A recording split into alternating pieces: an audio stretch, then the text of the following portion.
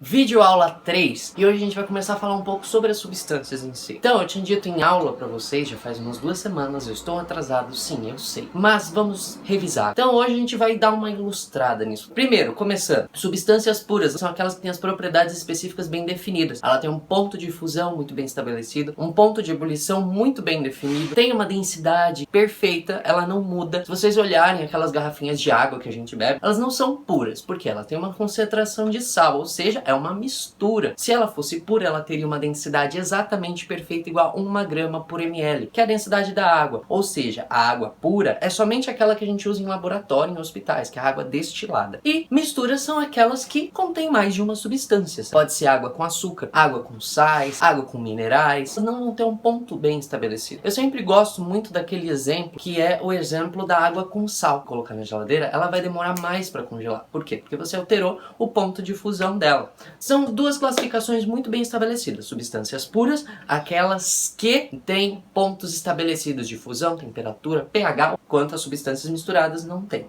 Eu tenho aqui 2 exemplos, né, para podermos explicar então um pouco sobre substâncias misturadas.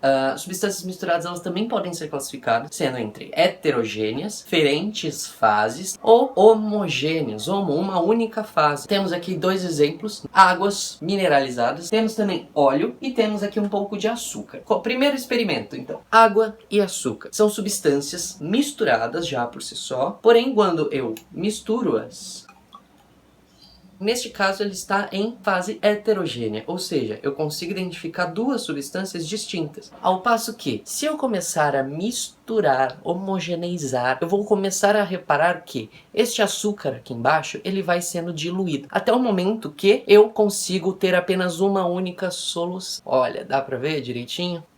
Vamos fazer que nem tutorial de maquiagem. Então, aqui nós temos apenas uma fase. Então, isso é uma substância homogênea. Eu consigo observar apenas uma fase. E aqui temos óleo e água. Os dois, eles nunca se misturam. Provavelmente algumas propriedades de polaridade, que não vão entrar no caso agora, certo? Os dois também, eles têm densidades diferentes. Vocês também já aprenderam que a densidade, ela serve para saber se afunda ou não afunda. Sim, para você ganhar dinheiro no Silvio Santos. E a gente vai misturar agora para ver o que acontece.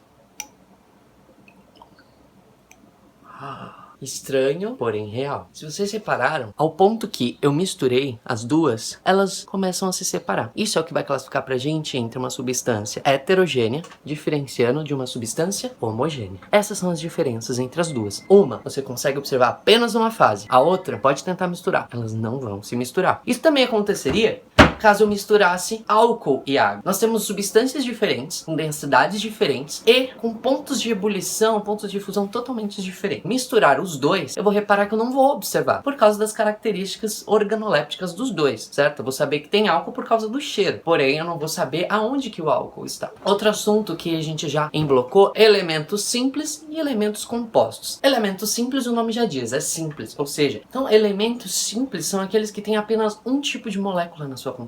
E aí eles podem ser monatômicos ou diatômicos, ou seja, eles podem ter apenas um átomo daquela molécula estranha, ou seja, o hélio, que é um gás nobre, ele vive sozinho, tadinho. E do outro lado nós temos os compostos, ou seja, eles são compostos por mais de uma molécula. Por exemplo, os gases que liberamos: dióxido de carbono, CO2, o monóxido de carbono. Nós temos 2 elementos diferentes dessa tabela. Nós temos o oxigênio e temos um carbono. Deu pra entender? Não é tão complicado assim, não é tão difícil de entender isso, né? Para encerrar esse vídeo, a gente vai falar um pouquinho sobre a concentração. Ela é praticamente igual ao cálculo da densidade. Só que ela não vai me falar quem que vai flutuar e quem que vai afundar. Ela vai me falar o quanto de cada composto tem, qual é a concentração desse composto nessa substância. Por exemplo, imaginemos que aqui tem 3 gramas de açúcar para 5 ml de água. Ou seja, a concentração disso vai ser 3 gramas de açúcar dividido por 5 ml de água. Isso vai me dar a minha concentração. Ou seja, a concentração de açúcar que contém nesta água é de 0,6 gramas de açúcar por ml de água. A cada 1 ml de água, eu tenho 0,6 gramas de açúcar, certo? Beleza, galera? Espero que tenha entendido. O cálculo da concentração é praticamente igual ao da densidade. Inclusive, são praticamente as mesmas unidades. O que vai diferenciar é que agora você está usando um C ao invés de um D. Lembra? Concentração é igual a massa dividida pelo meu volume. Espero que tenha ajudado. E não esqueçam de compartilhar esse vídeo se vocês gostaram, se inscrever no canal e deixar o seu like aí embaixo. Beijão, tchau!